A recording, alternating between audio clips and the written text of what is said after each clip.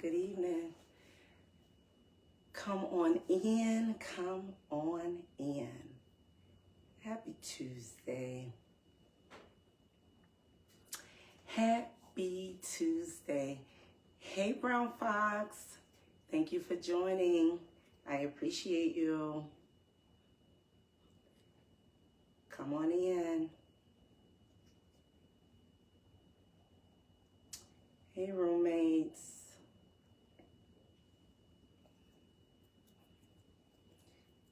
Happy Tuesday, everybody.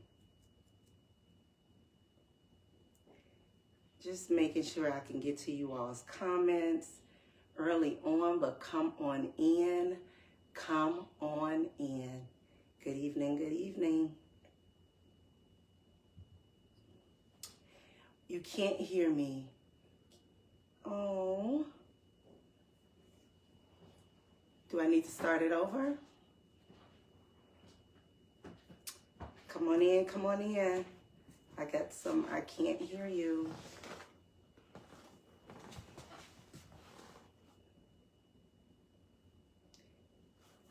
Can you hear me, Tasha? Hey, Facebook.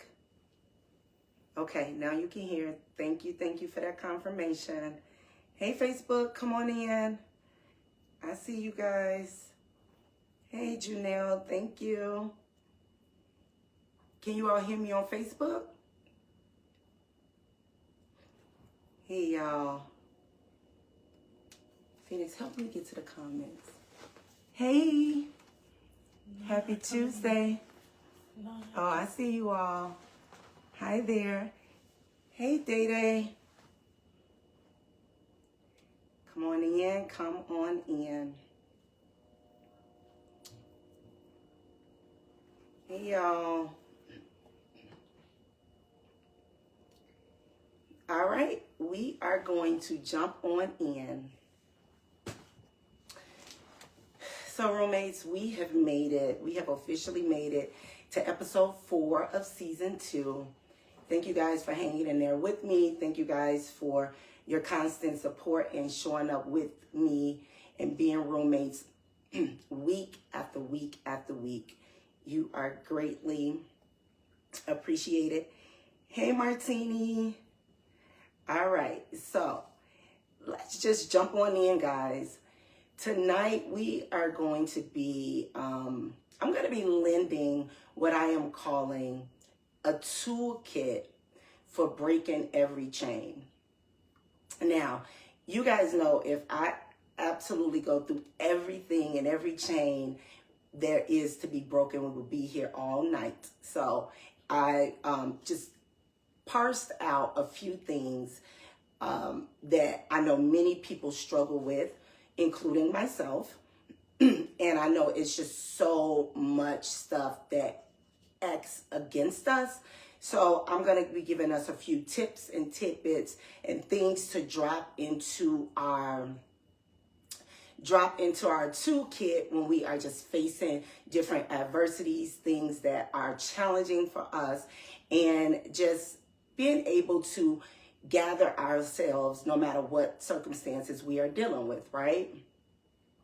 I'm going to start with the message of my shirt, and you guys may or may not be able to read it, but the brand that I be wearing comes from a brand called God is Dope. And it says, the message says, our to-do list, to pop out and to show niggas. So we're going to be popping out and showing people how it feels and how we are to conduct ourselves despite the challenges that we face. Let's jump into our Bible verse of the day. So we have 2 Corinthians chapter 10, verses 4 through 5. And it reminds us, the weapons we fight with are not the weapons of the world. On the contrary, they have divine power to demolish strongholds. And the chains that we are bound to are really strongholds, right? We demolish arguments and every pretension that sets itself up against the knowledge of God, and we take captive every thought to make it obedient to Christ. Welcome, welcome, welcome. So we are equipping ourselves with what it is that we need to be able to overcome the different adversities, strongholds, and chains that hold us bound to ourselves, to our environments, to our circumstances, and really to progressing in life, right? So I actually parsed out or grabbed a few strongholds and or chains that many people speak about being bound in on a consistent basis, right? So some of those things that we struggle with. So I'm going to start with asking the roommates this question, and you guys can chime in as you feel necessary. How do we break the chains of rejection and abandonment? So in this area, we're really going to explore like what it is that we experience as it relates to abandonment. Hey y'all, hey Faith, hey Auntie, as we experience those strongholds of rejection and abandonment, right? So we'll talk about what those look like, and then also ways to combat those strongholds and to combat those chains that really need to be broken in our lives for us to move forward in those feelings of rejection and abandonment. So let's think about rejection for a moment. It comes in all shape, forms, and fashion. So I am going to give us ways to think about rejection in more ways than we probably would think about on any given day. So think about a job that you've applied for and you probably even interviewed for, right? So not getting a job offer, getting terminated from a job, not getting a promotion that you are going after, these are things that we are essentially rejected from. It may not be an abandonment. Well, if you think about layoffs, that could feel like abandonment.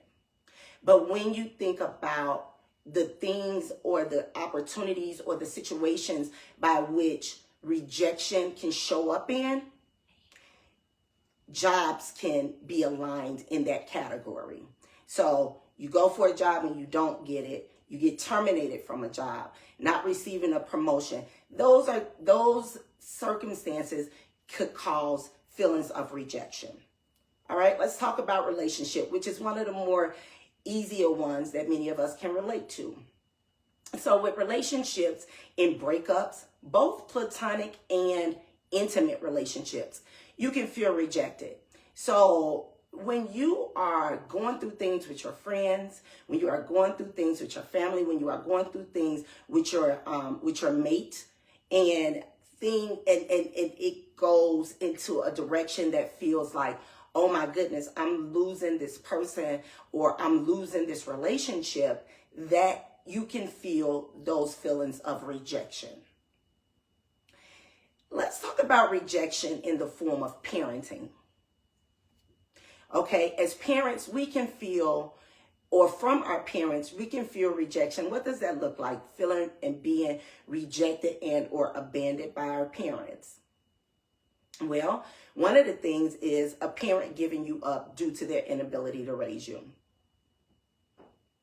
Despite them having you, a parent choosing a relationship over you, or choosing like the streets or drugs or partying over you, those are feelings of rejection that you and I could have felt if a parent have rejected us. But let's turn the knob and the dial all the way up, and let's talk about those feelings of rejection from our children. So us as parents being rejected by our children. What does that look like? And I want you to drop a few nuggets in the chat if you can really think about what does it feel like and what does it look like to be rejected by your children. One of the big ones is rebellion. right? So when children are choosing to reject your words of advice, your years of experience and wisdom, and yet your children are choosing not to listen to you in those moments. All of those things, thank you, Auntie, all of those things really do feel like rejection. So if you can think about other ways or other situations by which a person can feel rejected or abandoned, and it leads to these strongholds and these chains that's on you, which, oh my God, it shows up in different ways when you start to feel these emotions. So how are we combating rejection, roommates? How are we combating rejection, the feelings of rejection? We are acknowledging our feelings. We are acknowledging everything or any set of rejection. We are acknowledging it at face value. We're saying, hey, this is the situation that I'm in. Let me acknowledge it and let me assess it for what it is at face value, right? We're reflecting on that experience. So you've acknowledged it, you've assessed the situation, but then you go a step further and you reflect on that experience. What have that experience made you feel like? What has those feelings of rejection and those feelings of abandonment, what have those feelings mustered up inside of you, right? Because remember, we are talking about breaking that cycle of these feelings. So we're acknowledging, we're assessing, we're reflecting on the experience, but we're also practicing self-compassion. You guys hear me talk about all the time, giving ourselves grace. It is of utter importance that we give ourselves grace and don't blame ourselves or don't be too hard on ourselves when we're going through these situations that flare up these feelings and these emotions of feeling rejected. We are engaging in self-care, right? So we are saying, yes, this is happening to me. Yep, my feelings are valid, even if you're not being validated from the people, places, or things that is stirring up these feelings inside you. We are still saying, okay, let me acknowledge that it has happened, but let me also engage in some self-compassion, give myself grace, and not blame myself for the things that are happening. Set realistic goals, right? That as you're processing out of these strongholds, that, hey, these are certain things that I'm going to put in place for myself. I'm setting goals so I don't feel this constant, because remember, if our environments are not going to save us from our feelings of rejection or any negative feelings that can leave us in the dump, then we have to learn how to show up for ourselves and to remind ourselves that we're bigger than whatever the circumstance, the stronghold, and the chains are that's holding us bound to this woe is me mentality. And we're moving to I'm standing above this, and I'm not gonna allow this to take over my feelings and have me feeling all type of ways. Hey, Auntie, love you. We are focusing on our strengths and our accomplishments. So remember, anytime we are affirming or reaffirming ourselves, it is a-okay to go into your toolkit and remind yourself of who you are and whose you are. Do not get stuck in that slump and in those feelings and in those emotions that keep you bound to the chains that are causing you from being able to move past things that have occurred. Maintain a positive outlook. Look at things from a perspective of, maybe this could have had a different outcome if everybody involved would have done X, Y, and Z, right? Practice mindfulness. Be mindful of your feelings, your emotions, but also your response in any situation. And always, roommates, find something to engage in. Like find things that will positively impact your time and your space and your energy, so you are not sunken into those places of of rejection and abandonment.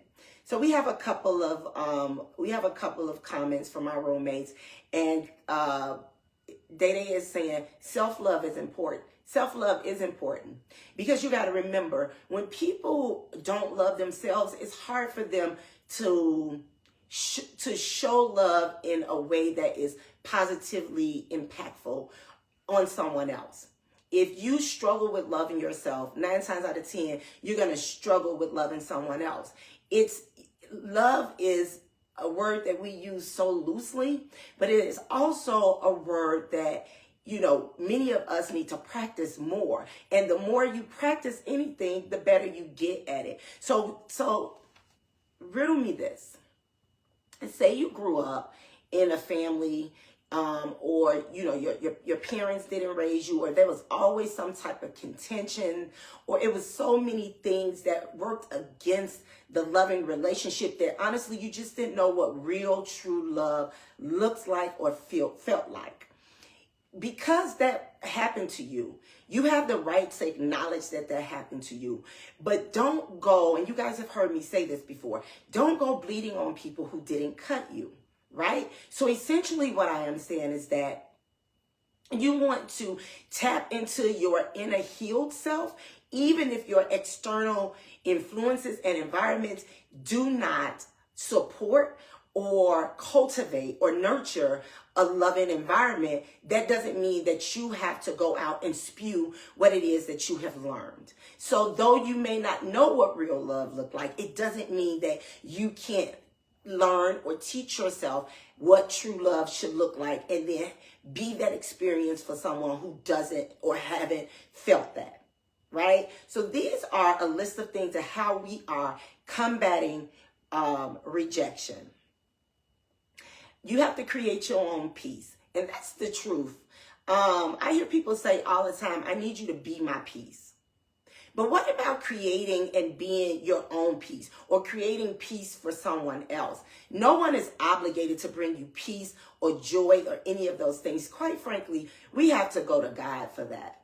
It is humanly impossible. And yes, I'm going to say it. It is humanly impossible to find joy in this world, because if your joy is coming because of the money, or it's coming because of the material possessions, or it's coming because you are blissfully in love today, in which tomorrow that can turn into today it's so beautiful, but tomorrow it can be a nightmare.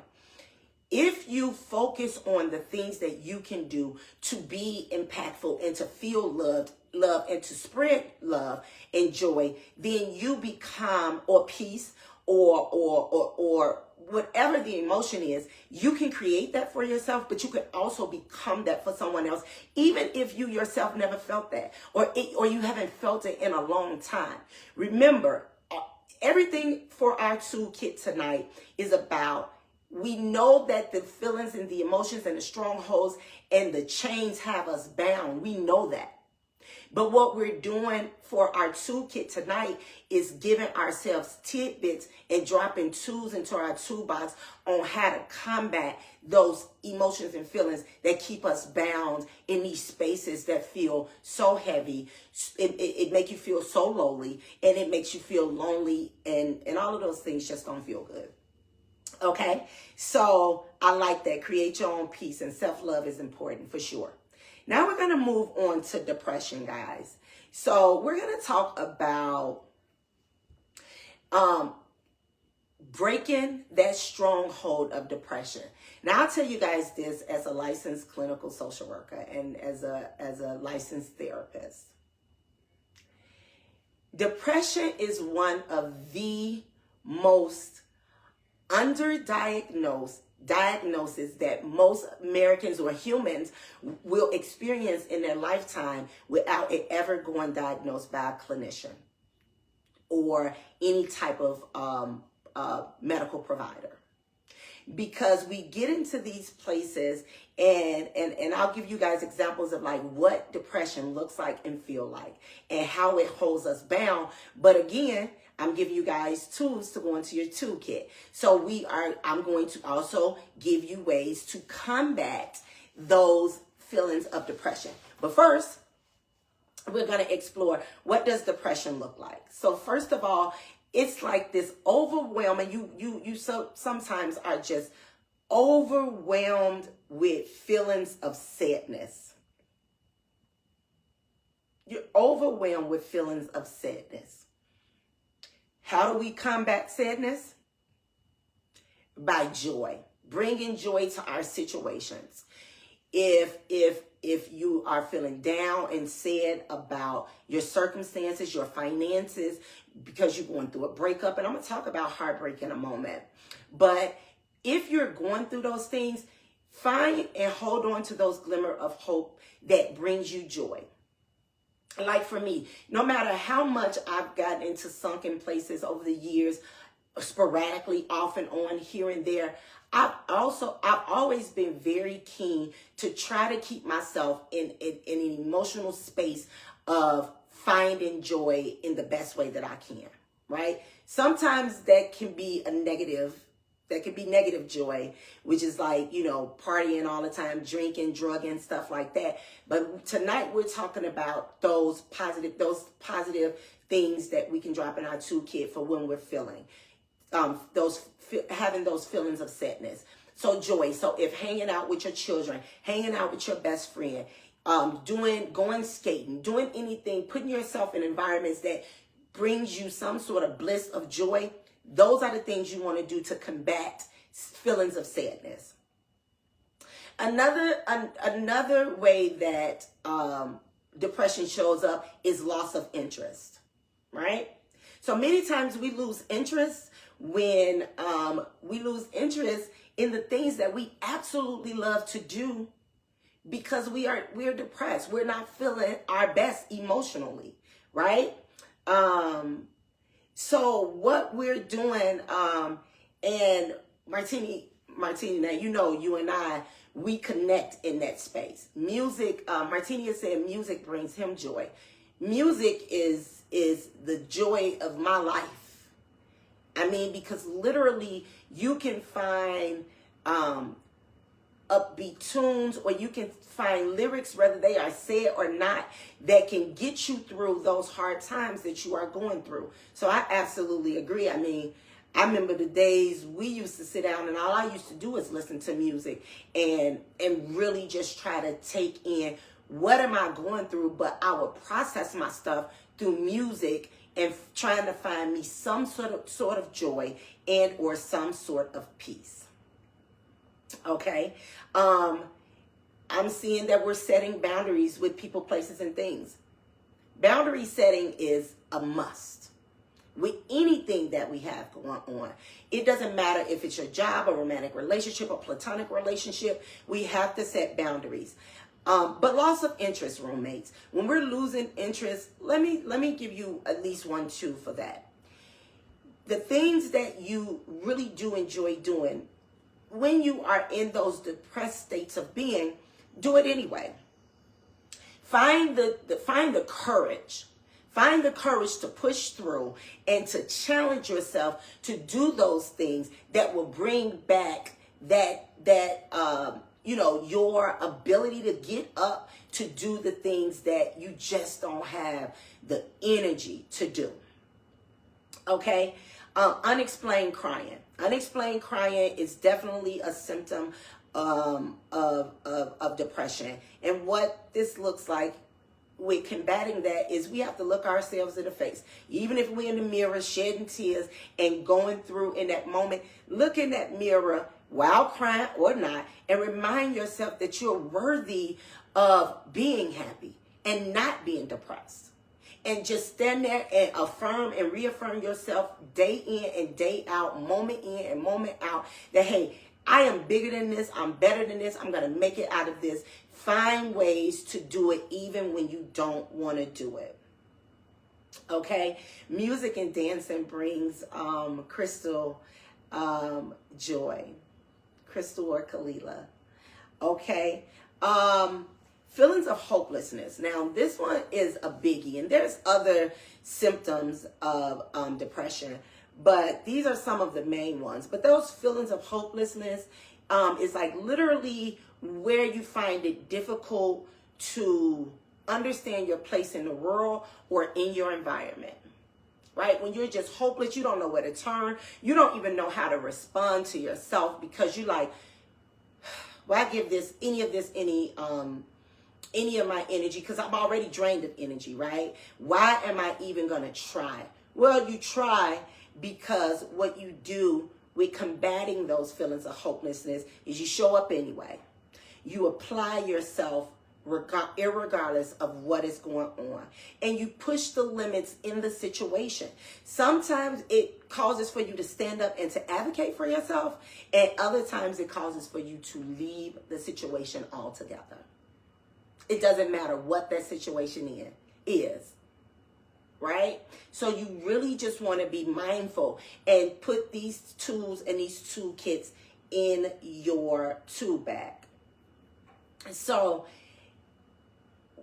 last but not least with this, we're staying in touch. So we're not going to withdraw from our lives. We are not going to withdraw from socializing. We are going to keep in touch with our family and friends. Now, don't get me wrong. When I'm going through some of the most challenging times in my life, I really will retreat. I will go ghost because I'm the type of person that, to the point that I was making earlier, I don't like to bleed on people that didn't cut me. So my preference is to get myself together. But I'm going to give you guys a little bit better advice than that, right? Because that's what many of us do. Don't retreat. Don't retreat.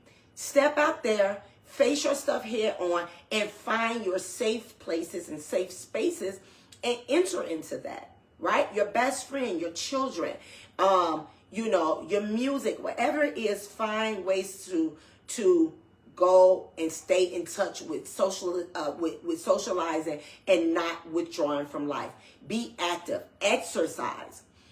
Go on and set those goals for, okay, I need to lose a few pounds or I want to tighten up. So let me go ahead and set myself up and put some of this energy here. So as opposed to sinking deeply and being more strongly held in these chains of depression, we are going to face our fears. We're going to not avoid things, but we are going to find a way to face it.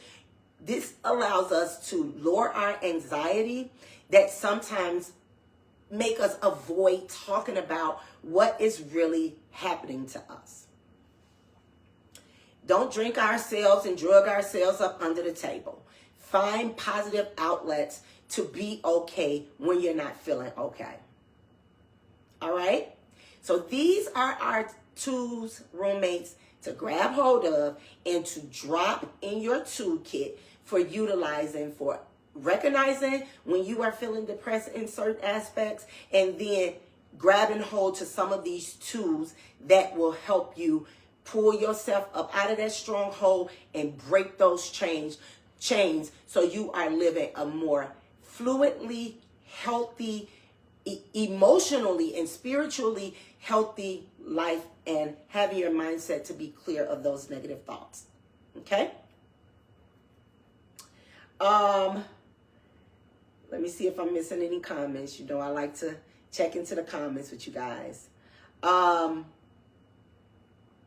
Deep meditation and releasing energy. Yeah. I mean, you know, if you have any of those streaming platforms, like Xfinity or, you know, and I'm not plugging anybody, but like they generally have, like where you can work out from home, and you can do, heck, you can go on YouTube and, hey Aisha, welcome. You can go on YouTube and find like meditation, you know, clips and videos and stuff, and then you can follow that yourselves. Okay. All right, good. Let's move on to what are we doing to combat breaking the chains of our past. Now, y'all know this is a big one. Roommates, if you guys would do me a favor and drop in the chat, what are some things from our past that hold us bound today? Let's be honest. Let's be honest. What are some things from our past? I'm going to go broad and then I'll go specific. Two of the most undervalued sets of emotion that we sit in and we sit on from our past is feelings of shame and guilt. And it's multiple things that can lead to those feelings of shame and guilt. But drop in the chat. I have someone saying staying alive in your life is important. Yes, it's challenging to communicate when you're not feeling your best. We know that. But I'm telling you, roommates, do not recluse, do not retreat, do not lose yourself in, hey, Yvette, love you. Do not retreat when you could be in a space and in a place that make you feel so much better when you are addressing these things head on. But what are we doing to break the chains of our past, the remembrance of our past, the feelings of our past, the guilt and the shame associated with our past? Hey, Jermaine Harvey, love you. What are we doing to break those chains, to break those strongholds of our past? Hey, Kelly, welcome. So let's think about if you've ever been in an abusive relationship. Now, we know abuse come in all shape, forms, and fashion. Abuse could be spiritually, it could be mentally, it can be emotionally, it could be financially, it can be verbally. Abuse shows up in all shape, form, and fashions. But you know what else? Abuse, how it shows up, and by whom it can show up? From anybody. Anybody that is you have a domestic relationship with. That's your family members. That's your friends. That's your intimate partner. Anybody that you are in a domestic relationship with has the propensity to abuse you. Now, if you are vulnerable, meaning you have a disability, meaning that you are unable to make certain decisions for yourself, the vulnerable can, oh my God, children, right? Because they're unable to care for themselves, babies. Now, the vulnerable can be abused by people they are not necessarily in a domestic relationship with, but it does take some type of relationship or encounter for abuse to be recognized as abuse, right? So the abuse that many of us have endured is one of those things from our past, or it could be now, that causes shame, that causes guilt, that causes doubt about our self-worth, right? And it teaches us negative things about ourselves, right? It makes us think, oh, maybe I deserve this. Oh, had only I listened, or if I would have done things a little bit better, right? It does that to the mind, and sometimes we start to blame ourselves for the abuse. Roommates, in breaking these chains and freeing ourselves from these strongholds, we are not blaming ourselves for nothing that someone else conflicts upon us or afflicts upon us. You cannot take the blame for the actions of others, okay? So break those chains, guys, of that your past. All right? Recognizing the trauma and handle it differently for a better reaction and outcome. Living outside of the box. No self-worth.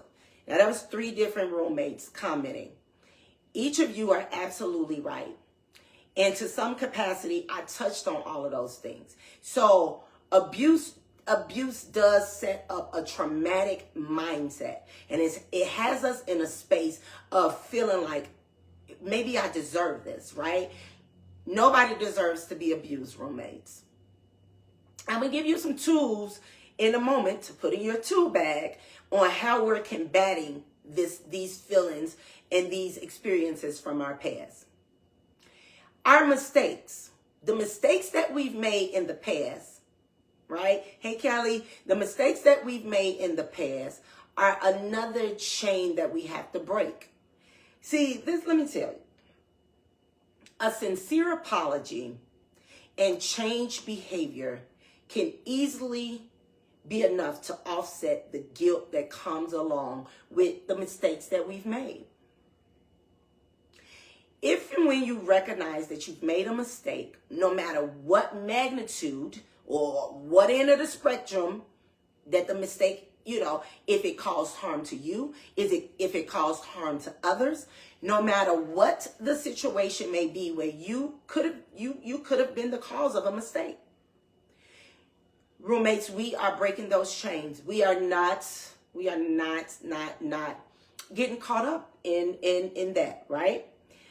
Yes, amen. So what are we doing? We're acknowledging that we've committed this mistake, right? And we're sincerely apologizing, and we're changing the behavior. Because listen here, a sincere apology about something that is done wrong, once you apologize, change behavior is the only response that will help to rebuild trust when trust has been broken. Right? We can't make excuses for our mistakes. We have to own up to them, sincerely apologize, and then we have to move forward by changing our behaviors.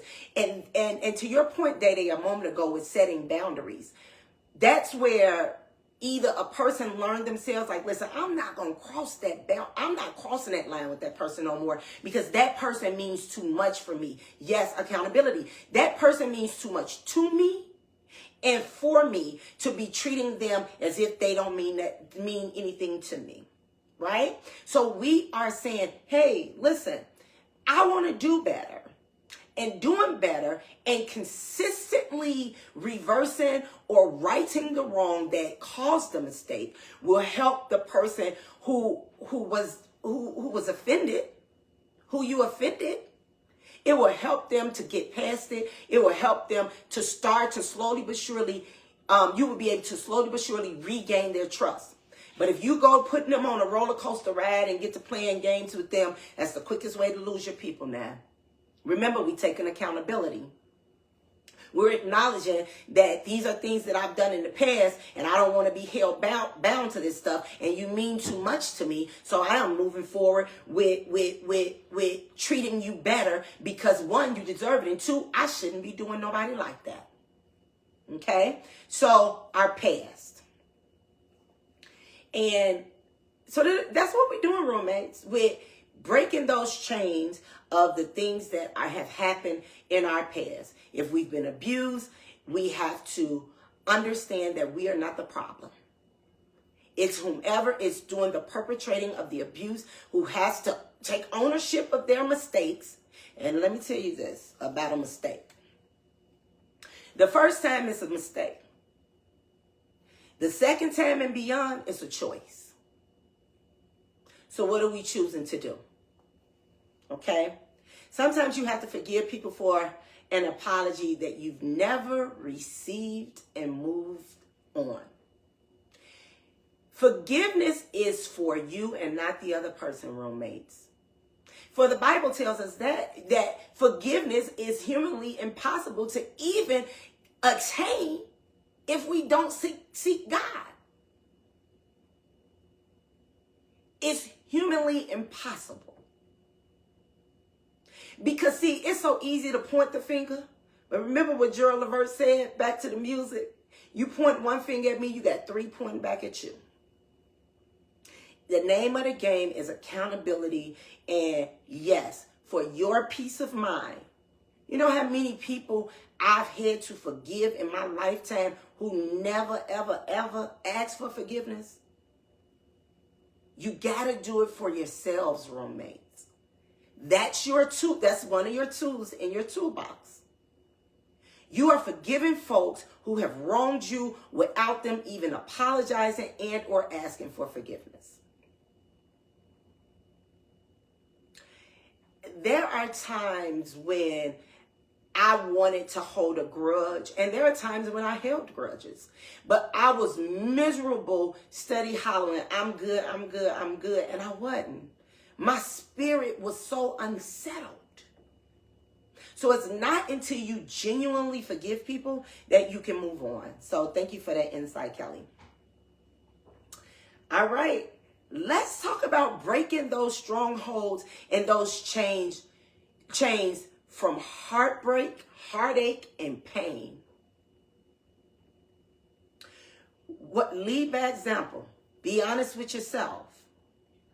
What are some ways that we have to break the chains of heartbreak? And I'm always remind us roommates that these things, when we talk about heartbreak and when we talk about being wronged and all that, it's not always, baby, I'd have been hurt more by, people who I'm not in an intimate relationship than people I've been in an intimate relationship with, right? Because you care about them and you love them. So when you care about somebody, a stranger has never hurt me in no capacity. Right? So how do we break past and break through all of the heartache and pain that we've gone through? Okay? So we're not blaming ourselves for the pain that has been inflicted upon us, for the heartbreak that we are going through. We are not blaming ourselves. When a relationship does not survive, when a relationship is crumbling before our eyes, but all you want is that relationship to survive, you have to keep in mind that both people involved have a part to play. And if we are not taking the necessary steps for the greater good of the relationships, there will never be alignment on the relationship that you are sitting in that is causing you heartache and pain. Alignment is key. Alignment is necessary. Alignment is you and I both working towards the same goal and mission as it relates to this relationship, to this love that we share, that creates a common bond between the two of us. Right? So we are not blaming ourselves, because remember, a relationship is two or more people involved. But to be honest with you, a relationship is literally you and me. We got to leave everybody else out of it. Because even if you and me are friends, and then I'm friends with Tasha, then I'm friends with Tara, I have my own individual relationships with each of them, and they have their own relationships amongst each other, if any. Right? So we have to not take the full responsibility for failed relationship. That is your tool for your toolbox. When you're experiencing heartache and pain, you are not blaming yourselves, and you are taking full you are not taking full responsibility for the failed relationship. You can take responsibility for your part in where the breakdown may have happened, but you can't. I had someone to tell me before, like, you're the reason that we didn't make it, and blah. I'm like, you have got to be kidding me. Because one thing about me is I try to be reasonable, and I try to be logical, right? Like, okay, I could have probably done that a little bit different. My approach could have been different. I didn't have to say it like that. How can I sit here and lend my expertise to others and not take my own advice? Now, we know I ain't perfect, and Lord knows I've had to fall and bust my face, head, and neck trying to take my own advice. But I can better take my advice today than I could have even a year ago in certain areas. Okay? Aisha is saying, love unconditionally. Be honest with yourself. You got to be honest with yourself, right? And remember, when we are going through the whole breakup and pain and heartache and all of that stuff, remember that there are no rules about how you should feel. Here's another tool for your toolbox and your toolkit.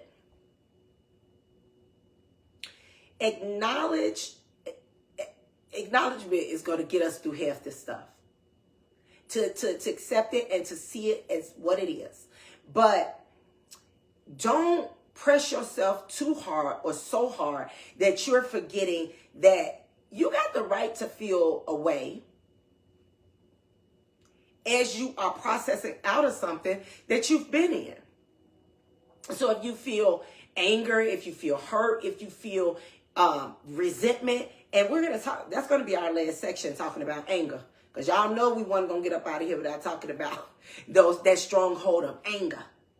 But one of the things that has helped me, roommates, is journaling. And let me tell you what journaling does.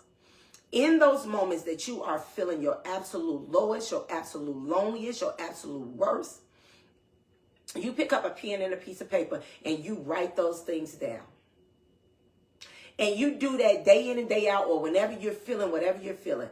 I am here to tell you, I promise you, you will read that a year from now and you won't laugh at yourself, but you will be thanking God and patting yourself on the back at the same time, like, woo, boy, didn't I come through that. So do you some journaling. Take time to grieve the loss. When you are coming out of a relationship, there are going to be feelings of withdrawal. There's going to be feelings, you're mourning the loss of something. It is not a death, but it is a loss, and it is the end of something that you have gotten used to. So let's take the time to grieve that loss, whatever that looks like. Just don't hurt nobody else in the process of grieving that loss, okay? Face the harsh reality and know you can only change yourself. Ding, ding, ding, ding. Understand that when you don't align, hey, let me find a way to get up out of here, because the harsh reality is this is ending. My heart is aching. There's pain that is flaring up from this. But you know what? I can only change me. So let me change my environment. Let me get myself up out this situation. Let me figure things out. Somebody is saying God and goals are all they're focused on in 2025. And I'm going to go a step further and beyond. God and goals. Set them, my dear. Set them, my brother. I promise you, you're going to feel so much better. Don't expect to feel better overnight. These are tools that I'm giving you on breaking the chains of heartache and pain. Don't expect to feel better overnight. It's okay. It's okay. Yep, you're going through. But you won't be there forever. Don't overthink the situation. If you keep overthinking the situation, it will keep you stuck. It will cause you to blame yourself. Don't overthink it. Remember, everything we're doing is face value. We can't, none of us see in the future. We can only learn from the experiences of today and all of the other years behind us. Take those experiences and turn your pain into triumph. Be better as a result of that pain. Do different as a result of that pain. Love differently as a result of that pain. Don't take out your pain on, don't bleed on somebody that didn't cut you. Okay, roommates? All right, and then, one of the biggest tools I'm going to give you for this toolkit on breaking the chains in that, in heartache. Stop romanticizing the situation once it has come to an end. And what does that mean? I'm glad you asked. Accept the loss and move on. Simply put, stop thinking we could get back together. Stop thinking because you still hooking up with that person, but you don't even see the same. You don't feel the same. You don't see the same when they're making you a priority. When the priorities leave the building, so should you. When the priority of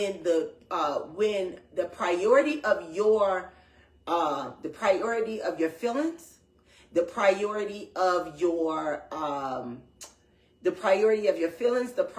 of you in that person's life, when those priorities shift, you should be making sure that you're not thinking about the woulda, coulda, shouldas.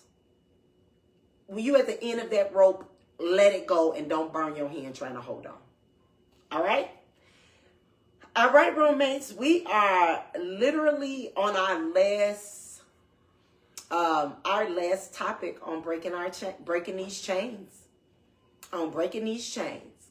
So the last thing we are going to look at is anger. How many of you guys can admit that anger has held you back? Anger have put you in predicaments that you could have really avoided. Anger have cost you opportunity.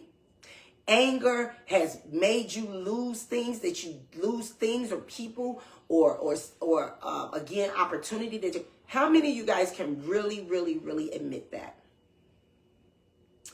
So how are we combating anger, right? So with anger, we should practice anger management. And I know we hear about anger management, but what this is skills that help us implement counteractive coping skills. So if we know that this person, this place, or this thing causes me anger, don't enter into that world. That's the quickest way to stop yourself from getting upset or being upset. All right. Resentment. Resentment sets up when we are angry and really can't do anything about it. So we really have to explore those situations, those people that causes us to resent to begin with, right?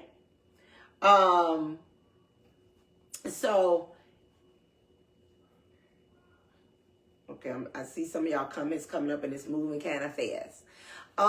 So I've said this before. One of the ways to combat resentment and anger is to look at things from the person who have offended you. Look at it from their perspective. What is it how would I have felt if I was in this situation? What could I have done better to help them in the situation rather than to trigger them? And yes, I said that. Now, this isn't taking blame. This is more of that formative accountability that we were just speaking about, right? So it's recognizing and understanding that, listen, this person may or may not even have the capacity not to go off. But because you know better, you do better. I remember, a lot of times wanting to, I'm not going to call it play victim, but I would want to be sunken in being mistreated by others. But I started to think, like, what is that person going through that would even make them target me or to make them mistreat me unwarranted, right? What is it that person is going through? Now, that's not excuse making. That's really, honestly, trying to enter into a zone or of granting people grace when they are going through. Because some people just don't know how to control their anger. Let's just call a spade a spade. See, I could be mad at person A and person B will never know it. Because first of all, I'm not going to talk about it because I don't like to be involved in messy stuff. Now, my best friend, she gets to know everything because she is exempt, right? We ain't talking about our best friends.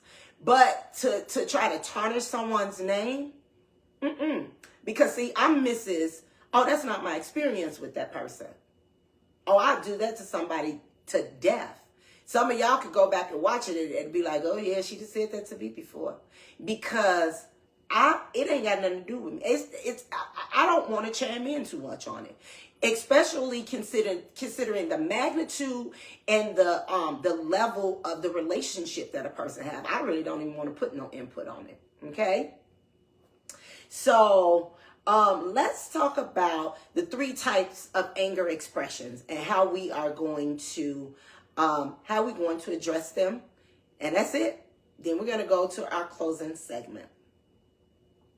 So there are 3 forms of anger expressions. You have the outward expression, right? And that's when you spazzing on people. That's when you going off on everybody. Nobody is exempt. You blowing up on people. In those situations, we should be evaluating how we express ourselves outwardly when we are angry. These are tools to go in your toolbox. Be very conscious about and intentional about how am I going to outwardly express myself though I'm angry in this moment. be very careful about the way we direct our anger inwardly. Okay, we got to be very careful not to be so hard on ourselves. So how we combat that direct, like being angry and then directing it towards yourself, we should be reminding ourselves that we are not our circumstances. And that whatever it is that made us angry, this is a place where displacement, or this is an area where displacement is healthy to do. So don't displace like your anger outwardly towards people and just go off on everybody because you're angry in that moment. But when it comes to being angry and you turning that anger towards yourself, displace it, dissociate from it. Find ways to, I hate to say this, pacify yourself by saying, you know what? This isn't me. I'm worthy of love. I'm worthy of feeling better than what I'm feeling. Give yourself positive affirmations and find ways to be okay even when you're upset. Don't take it inwardly, because you will end up doing, there will probably end up being some negative consequences or some negative connotations. So we have to be very, very, very cognizant of that. And then the third form of anger expression is passive aggressive. Now, y'all, let me tell you, this can sometimes be a bit much, right? That passive aggressive, what does passive aggressiveness look like? So we are indirectly addressing the problem that caused the anger.